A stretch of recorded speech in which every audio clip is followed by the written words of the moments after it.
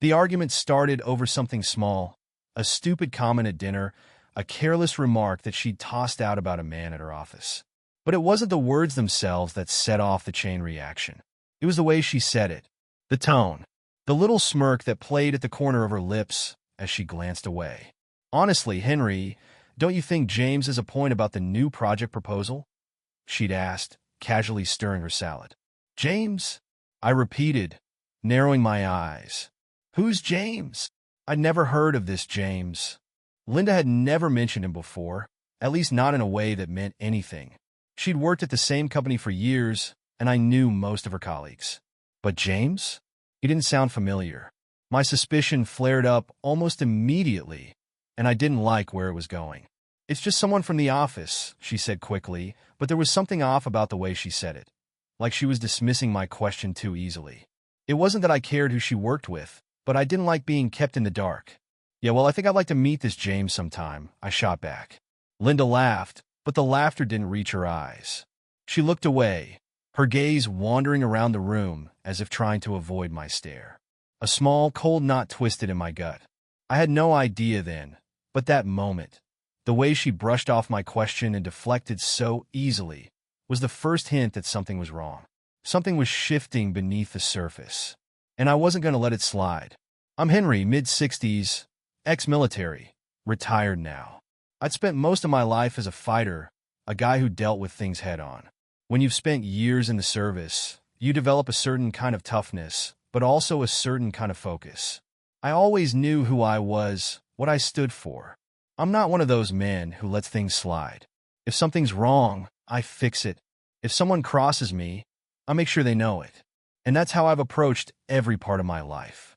I met Linda in my late 30s. We clicked instantly. She was a breath of fresh air after years of military discipline and isolation. She was charming, fun, and full of life. We got married after just a year of dating, and for the most part, everything was great. We built a life together, simple but solid. I thought I knew everything about her, every part of her life. We had 2 kids, regular Sunday dinners, trips to the lake in the summer. It was an easy routine, a stable one. We were married for 18 years, and for those 18 years, I trusted her completely. I believed that what we had was unbreakable. But the James comment? That small moment at dinner? It was the first sign that maybe I didn't know everything after all. The more I thought about it, the more something gnawed at me. Linda had always been open about her colleagues, about her work. But James? He wasn't even a name I recognized. Something was off. So, I kept an eye out, not saying a word to her, just observing, waiting for the next clue to fall into place.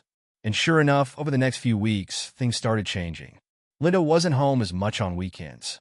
At first, I brushed it off. She was busy, working hard on some projects she wouldn't go into detail about. But then there were the small things. Dinners with friends I'd never met, weekends away with the girls, even though she'd always told me she preferred our quiet weekends at home. Then there was her phone, which used to lie around carelessly, but now she kept it in her purse, always on silent, always out of sight. I wasn't stupid. I could tell when someone was hiding something. One night, she came home late, smelling faintly of perfume, like she'd been somewhere nice. I asked where she had been, and she gave me the usual answer, just out with the girls. But when I asked who, specifically, she hesitated too long. It was a split second, but it was enough. "What's going on, Linda?" I demanded, frustration rising in my chest. "You've been acting weird lately. I want to know who James is." Her face went pale. For the briefest moment, I saw panic in her eyes, but it was gone before I could really register it. "James is just a co-worker, Henry. Why are you making a big deal out of this?" she said, but her voice didn't carry the same assurance it once had. "Because you're lying," I spat. "You think I don't notice? You think I'm that blind?" She flinched, and for the first time in years, I saw her backpedal. It wasn't a slight reaction. It was almost like she was trying to distance herself, avoid confrontation. That wasn't like Linda. The tension in the room was palpable, and I knew then that I had just scratched the surface of something far worse than I'd ever imagined. I wasn't one to yell, but I wasn't going to let her get away with this either.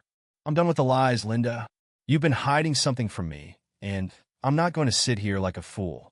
You owe me an explanation." I wasn't asking anymore. I was demanding. She hesitated again, her lips trembling. I could see in her eyes now guilt. Real, raw guilt. But she wasn't about to admit anything. Not yet. "I'll tell you everything," she said, the words slow, hesitant, like she was weighing her options. I just... But before she could finish her sentence, I cut her off. "No, you won't, because you've already been lying. So, I'll find out on my own." And that's when I knew. I wasn't just dealing with a small infidelity, some harmless flirtation. I was dealing with something bigger, something more dangerous. That night, I didn't sleep. I sat in my chair, thinking, planning. I didn't need Linda's explanation. I didn't need her lies. I would find the truth on my own, and when I did, I would make her regret ever thinking she could pull this off. The following day, after she had left for work, I went through her things, her purse, her computer, the drawers in our bedroom. And then there was a hotel receipt. Not from a conference, not from any business trip she had mentioned. The date matched up with one of the weekends she had been away, but the location didn't make sense. This wasn't a seminar. I gripped the receipt tightly, the edges digging into my palm. My mind was already spinning with the worst possibilities. But I didn't need to guess anymore. The truth was staring me in the face. And I wasn't going to wait around for Linda to come clean. This was war now, and I was going to fight dirty. I wasn't going to give Linda the satisfaction of making the first move. If she thought she could just smooth things over with a few soft words, she had another thing coming. My mind was set, and once it was, there was no turning back. This wasn't about rage or revenge for me. It was about control. I wasn't going to be made a fool of. I didn't need her lies anymore. I'd find the truth, even if I had to dig it out myself. The next few days were a blur of tense silence. Linda was still pretending everything was fine, putting on that innocent smile, acting like nothing had changed. But I saw through it, and I knew if I had to, I would make sure the world saw through it too. I started looking into everything. I went through her purse, checked her phone when she wasn't around, and even took a closer look at her calendar. The work meetings that seemed to stretch on forever. The odd weekends away. I wasn't just looking for answers anymore. I was hunting for the full story, the kind of story that would leave her with no room to lie. Then I found it. A hotel receipt from a place called the Pines Resort, a luxurious spot about 2 hours outside of the city. The kind of place you didn't visit for work. The kind of place you went for something else. I knew immediately that it wasn't a business trip, and the date on the receipt matched perfectly with the weekend she'd claimed to be working late, tied up with some emergency project. This wasn't some innocent hotel booking. I had no doubt she'd been with someone else, someone who wasn't just a co-worker named James. But I wasn't going to jump to conclusions. Not yet. The receipt, while damning, wasn't enough. It could have been a simple mistake, a random stay with friends. I couldn't let myself fall into a trap of assumptions. So I kept digging. I knew Linda had a habit of making sure her messages were erased immediately after reading them. But I wasn't stupid. I knew her password. I'd set it up for her years ago. Her phone wasn't an obstacle. It didn't take long for me to find the conversations I was looking for. The texts. The flirty texts. The kind of messages that went beyond business talk. It wasn't just "can't wait to see you this weekend." It was intimate, covert but intimate. Things that a wife didn't text another man. Not without a reason. The more I scrolled, the more it became clear. Linda was involved with this James. Not just involved, though. She was in love with him. I could feel the heat rising in my chest, the old fury that came with being betrayed. But this wasn't about anger. Not yet. This was about methodically taking her apart piece by piece, exposing her until there was nothing left but the truth. The day I confronted Linda, I knew I had to do it carefully. I wasn't going to give her the satisfaction of making me lose control. I was going to remain calm, cold. I wasn't going to let her spin this into something I could apologize for later. No. This time, I had the upper hand. She walked in from work as usual, looking the same, fake smile, the same nonchalant wave of her hand as she hung up her coat. "Hey, Henry," she said, too cheerfully for someone who didn't know what was about to hit her. I didn't greet her back. Instead, I just sat there in the dimly lit living room, watching her. "What's wrong?" she asked, her voice instantly lowering, a slight crease forming between her brows. She could feel the tension. "Sit down," I said, my voice steady. "We need to talk." Linda hesitated, her hand already halfway to the glass of wine she'd just poured herself. The way she looked at me, the way she fidgeted, she knew. Something inside her knew this was the moment. She set the glass down and walked over slowly, sitting across from me. "What's this about?" she asked, trying to keep her composure. I didn't say a word at first. I simply reached into the pocket of my jacket and pulled out the hotel receipt. I slapped it down on the table between us, the edge crinkling as it hit the wood. Her eyes flicked to it, and for a moment, she didn't say anything. She just looked at it. "I'm not sure why you want to hide a hotel receipt, Linda," I said, my voice calm but hard. "But I found this, and I think you know exactly what it means." Her hand clenched into a fist on the table, and for a split second, I saw her face pale. "Henry, I can explain," she stammered, but I didn't let her finish. "Explain what?" "That you spent the weekend at a luxury resort with James?" I leaned forward, my gaze sharp. "Is that your idea of work, Linda?" The color drained from her face. She opened her mouth to speak, but no words came out. Her expression twisted between guilt and panic. "I trusted you," I continued, my voice quiet, but the weight of my words heavy in the air. "You lied to me for months, and I let you. But now I want the truth. I want to hear you explain this." For a moment, she said nothing. She just sat there, looking at the receipt, her eyes darting from it to me, like she was trying to figure out how to get out of this. She couldn't. Not now. Finally, she spoke, but her voice was barely a whisper. "It was just a mistake, a one-time thing. Nothing happened. I wasn't buying it." I leaned in closer. "A one-time thing? You think I'm that stupid? I've seen the text, Linda. I know about you and James. You don't get to lie to me like this." Her eyes darted down, and I saw her shoulders slump slightly. She knew it was over. "I didn't mean to hurt you," she said softly, her voice trembling. But her words were hollow, desperate. She could feel the ground slipping from beneath her feet. "You didn't mean to hurt me?" I repeated, my tone low, almost dangerous now. "You didn't think it might hurt me when you slept with someone else behind my back? You didn't think it might hurt me when you completely tore apart everything we built? No, Linda, you were just selfish. And now you've got to face the consequences." Her face flushed with frustration. "You're making this worse. You don't understand. It wasn't like that." "It wasn't like that?" I scoffed. "Then what was it like?" "You betrayed me, Linda. You don't get to pull that it's complicated excuse anymore. You've got your affair, and I've got the truth. And I'm not letting you walk away from this." I sat back in my chair, my eyes never leaving hers. "I'm done," I said finally. "Done listening to your lies. I'm done trying to fix this. It's over." It was clear now. Linda wasn't going to change. She didn't regret what she had done.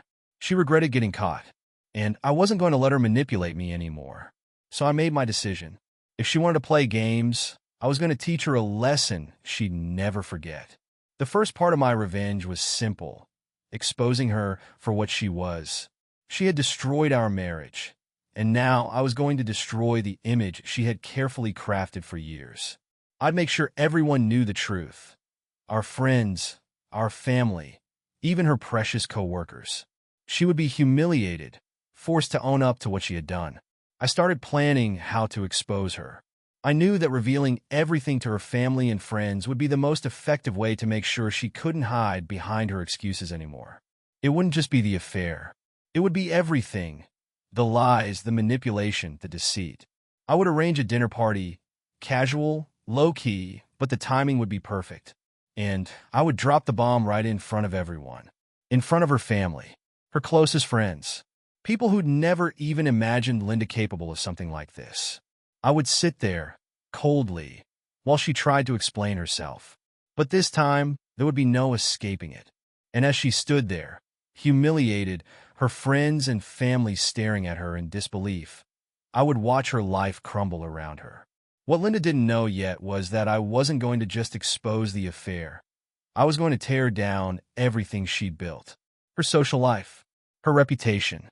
I'd make sure that everyone in her circle knew exactly who she was. And there would be no coming back from it. Because that's what you do when someone betrays you in the most intimate way possible. You take everything from them. The initial shock of Linda's betrayal had passed. The anger was still there, simmering beneath the surface, but I wasn't going to let my emotions dictate my next move. No, this was about reclaiming control, about making sure she understood the full weight of what she'd done. She had destroyed everything we'd built, and now I was going to make sure she paid for it. I sat in my study, making a list in my mind of the ways I could hit her hardest without ever raising my voice, without getting caught up in a public spectacle. The goal was simple: make her understand that her actions had consequences. Deep, lasting consequences. The first part of my revenge was exposing her for what she really was: a liar and a cheater. No longer would Linda get to walk around with her perfect little life and spotless reputation. No longer would she be able to look down on others while hiding the truth about herself. I thought about all the people in her life: friends, family, her colleagues at the office. The people who admired her, who trusted her, who saw her as a loving wife, a hard-working woman. The reality was different, though, and I wasn't going to let them live in the lie she'd built around herself. So, I began to plan a dinner gathering. I'd make sure it was small, just enough to make the impact strong but controlled. I told Linda it was just a casual get-together with a few old friends of mine from the military, people she didn't know all that well. She didn't ask many questions, not after the confrontation earlier. She was too busy trying to smooth things over, pretending like everything was fine. But she wouldn't be fine after this dinner. She'd never be fine again. The night of the dinner, I could feel the tension in the air. Linda, looking as polished as ever, had spent the last few hours cooking, trying desperately to appear the loving wife, the devoted homemaker she'd always tried to be. But I knew what she was really doing. She was trying to make me forget what she'd done, trying to win me back with some kind of false sincerity.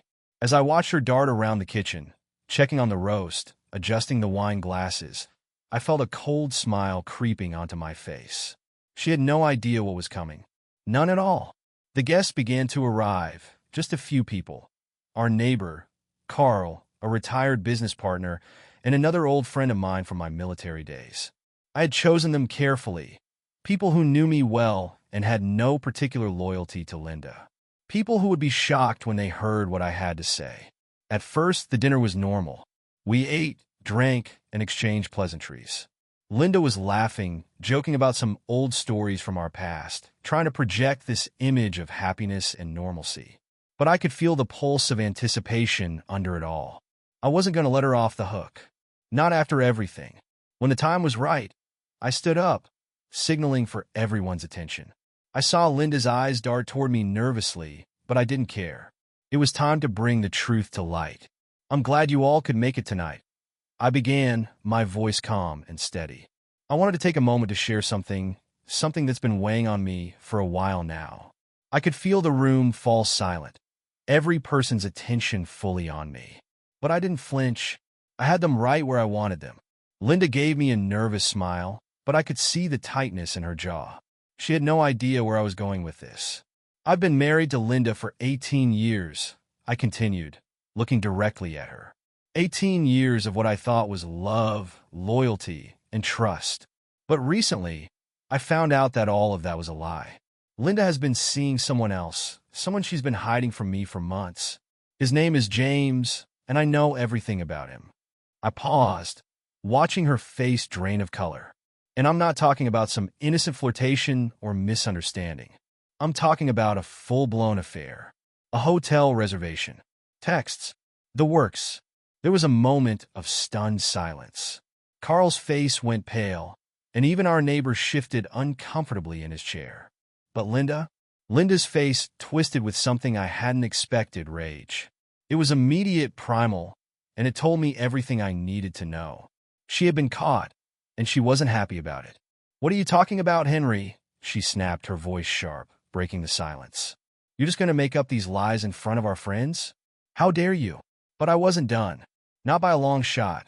"No, Linda," I said, my voice low and cold. "I'm not making anything up. I'm exposing you for what you really are. I'm done pretending that everything is fine when you've been running around behind my back. You want to play the part of the good wife? You've been sleeping with someone else while I was at home, waiting for you. And I'm done letting you get away with it." Linda stood up abruptly, her chair scraping against the floor. "You're lying," she yelled, but there was nothing convincing about her tone anymore. She was panicking. The truth was catching up with her, and she knew it. "You know what's worse than you betraying me?" I continued, my eyes never leaving her. "The fact that you thought you could get away with it, that you thought I wouldn't figure it out. Well, now you don't have that luxury anymore. Now everyone here knows exactly what you are." The dinner dissolved into chaos after that. Linda tried to defend herself, but the more she spoke, the more foolish she looked. There was no escaping the truth. No amount of explanation could undo the damage she had done. Everyone in the room, Carl, the neighbor, even the old business partner, looked at her differently now. They could all see the cracks in her carefully constructed image. I didn't say much more after that. I let Linda stew in her humiliation while I sat back, watching it all unravel. The friends we'd once shared, the acquaintances who had admired her, all of them now saw Linda for what she truly was. A liar, a cheat, a woman who had deceived everyone around her. It wasn't just me she had betrayed. It was every single person who had ever trusted her. And that was what made the revenge so sweet. She wasn't just losing me. She was losing everything. The fallout from that dinner was swift and brutal. Linda's friends distanced themselves. People who had once called her their closest confidant now avoided her. Her colleagues at work, who had never suspected a thing, were suddenly gossiping behind her back. It wasn't just the social fallout that hit her. Linda's reputation at work took a serious blow. She had built her career on a reputation of integrity, of being the good girl. But that was all gone now. Her affair with James was exposed, and no one at the office would look at her the same way again. The whispers began, and there was no escaping them. She tried to salvage it, tried to beg for her job, but the damage had been done. What I didn't expect, though, was how quickly Linda would begin to realize just how deep the hole she had dug for herself really was. She had hoped for reconciliation, for forgiveness. But I wasn't going to play her game anymore. She was forced to face the consequences of her actions. And for the first time in years, I saw Linda truly afraid. Afraid of losing everything. Afraid of being exposed for what she really was. Her attempts to reconcile were pathetic. She begged me to take her back, tried to pull on my heartstrings with tears and apologies, but I wasn't interested. I wasn't going to let her off the hook. Not now, not ever. But my revenge wasn't done yet. No, that would be too easy. Linda still had a few things I needed to take from her before I was finished. First, I made sure to put some financial restrictions in place. The house, our joint property, was going into my name. She would have to fight for it. It wasn't going to be an easy battle, and I wasn't going to let her win. And then the kids, our 2 children, who had always been close to both of us, now had to choose. It wasn't a decision I took lightly. I didn't want to hurt them, but I wasn't going to let Linda be the one to decide who they spent their time with. I made it clear that if they wanted to see her, they would have to go to her. She was the one who had to prove she was worthy of their trust, not the other way around. As I watched Linda's life fall apart, I couldn't help but feel a sense of satisfaction. I had taken back control, and in the process, I had exposed her for who she really was. There was no coming back from this. No rebuilding what we had. Linda had made her choice, and now she was paying the price for it. And as for me, I was done. The days after the dinner were filled with a cold, almost clinical satisfaction. Linda's world, the one she had so carefully curated, began to unravel piece by piece. The damage was swift and thorough. And though the storm was still in its early stages, I could feel it, a sense of finality creeping in, like the calm before the crash of thunder. The first immediate consequence was the strain in her professional life. I knew her job at the marketing firm had been one of her proudest achievements, but after the dinner, it was impossible for her to walk into that office without feeling the stares. The quiet whispers of her colleagues behind closed doors, the strange tension whenever she walked into meetings. Linda's once impeccable reputation was now in tatters. It wasn't just gossip. It was more than that. There were rumors of clients backing out, of her boss becoming increasingly distant. A woman's infidelity is often dealt with harshly in professional circles. especially when it involves someone as influential in her field as Linda was. Her coworkers didn't just see her as a woman who had cheated on her husband. They saw her as someone who had undermined their collective trust. The woman who used to be the bright, ambitious star in the office now looked like a tarnished relic. She tried to spin the situation, begging for sympathy, explaining it all away as a mistake, but no one cared anymore. The damage was done, and they didn't want to deal with it. I could almost hear her voice on the other end of the phone when she called, panicked, begging me to help her salvage her career. She didn't want me to expose everything to the office, she pleaded, but I wasn't interested in sparing her any further. Linda, I said coldly, when she called one evening, her voice thick with desperation, the only thing I'm going to help you with is the truth. You'll have to deal with the rest yourself. By then, the scandal had spread far enough that the office began distancing themselves from her. Some of her friends, too, had started to slip away, their loyalty torn between their own moral compass and the person they thought Linda was.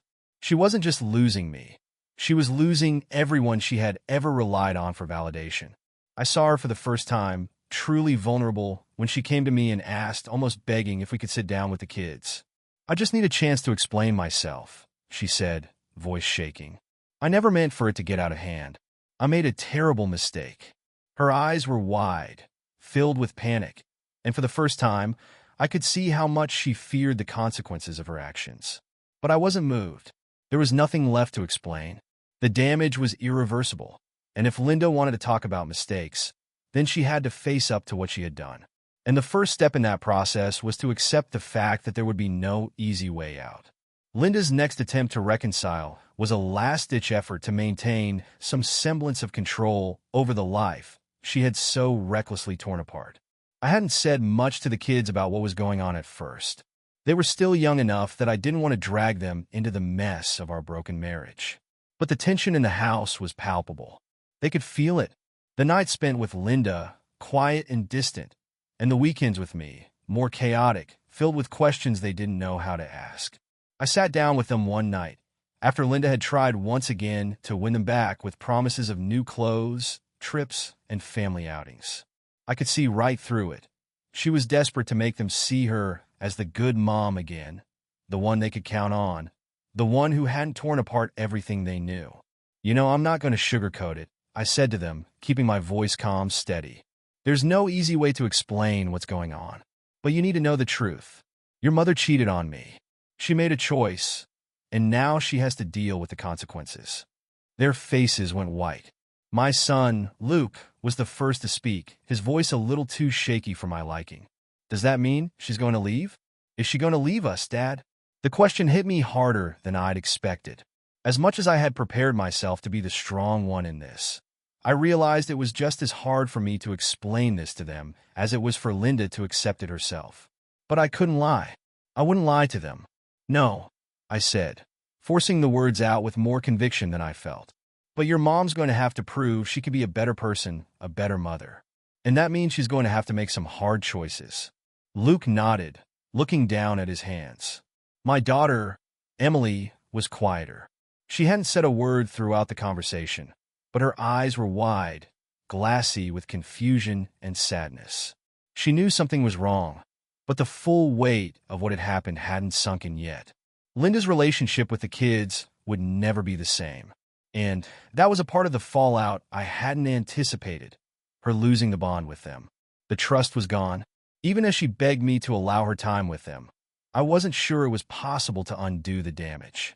In the end, Luke and Emily chose to spend most of their time with me. They were angry with her, confused by her behavior, and rightfully so.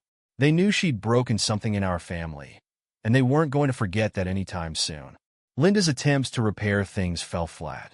The kids were cold and distant, as though they could sense the real reason why their mother had acted the way she had. There was no reconciling the truth. She had crossed a line she couldn't come back from. The damage to Linda's career and family life was only the beginning. I still had one last piece of the puzzle to complete, her social reputation. I wasn't going to leave her with any illusions about who she was or how people saw her. I had made a few discreet calls to our mutual friends and family members, telling them the full story. Some took the news with shock, others with anger, but none of them were willing to support Linda after what she had done. In her eyes, I could tell she was slowly realizing that there was no longer a safe haven for her. Everyone she had once depended on had turned their backs. But it wasn't just her friends or family who needed to know. Linda's place in the community was important to her, and I was going to make sure everyone around us was aware of the truth. The woman who had been the centerpiece of countless dinner parties, the one with the perfect smile, the flawless reputation, she wasn't that woman anymore. I arranged for an anonymous tip to be sent to the local newspaper. Nothing too outrageous, just the simple facts. Linda's affair, her deceit, the eventual fallout. It wasn't a malicious attack, not in my mind. It was simply the truth, and the truth needed to be told. The community had to know the kind of person Linda had become. By the time the story ran, Linda had already lost so much: her career, her relationship with the kids, and now her place in the community. The whispers, the sideways glances, the knowing stares, she couldn't escape any of it. Her world had turned against her in a way that was irreversible. The facade of the happy, loyal wife, the upstanding citizen, had cracked beyond repair. In the weeks that followed, Linda's efforts to salvage her life fell apart entirely. She moved out of our home, though I could see the desperation in her eyes when she did. There was no longer any pretense between us. She had wanted her freedom, and now she had it. But it was a hollow victory. I had seen Linda for who she truly was. No more pretending. No more games. She was a liar and a cheat, and she had paid the price for it. But in a way, it was the best thing that could have happened for me. I no longer had to deal with the anger, the manipulation, the facade of a perfect marriage. I was free. And Linda? She had nothing left but the wreckage of what she had destroyed. In the quiet aftermath, I could finally breathe again. It wasn't about revenge anymore. It was about reclaiming my life, about moving on from the wreckage she had left in her wake. As for Linda, she would never be the same. She'd learned a hard lesson, but it wasn't one she would ever forget. She might have been able to fool others, but she couldn't fool me. And I had made sure everyone knew the truth. Her life was over, and I had taken back everything she'd tried to steal. In the weeks that followed the exposure of Linda's infidelity, I felt a strange sense of calm that I hadn't expected. The storm had passed, the dust had settled, and the emotional chaos that had consumed me for so long was gradually being replaced by something else: clarity. I had seen Linda for who she really was, and I had made sure she knew that I would never forget what she'd done. It was hard to describe what it was like to finally be free of the lies. After years of trusting her, of being the good husband who always tried to give her the benefit of the doubt, I was now fully awake. Linda had broken something inside me, something I wasn't sure could ever be fixed, and that was fine. I wasn't looking to repair it. What mattered now was rebuilding my life on my terms, not hers. But that didn't mean Linda was done with me. No, far from it. The truth, once exposed, had changed everything. But she hadn't yet realized the full extent of the consequences. Linda's first attempt to get me back came just a few days after I had made the decision to take the kids and move out of the house. She didn't call at first. Instead, she showed up unannounced one evening while I was at the house alone. I had been making dinner for Luke and Emily, trying to make things as normal as possible for them. And I didn't expect her to show up, not after everything. But there she was, standing at the door, dressed in that same carefully constructed facade of sweetness and sincerity. Her face was pale, her hair slightly disheveled, but there was something about the way she stood there, almost pleading, that told me exactly why she was here. She was desperate.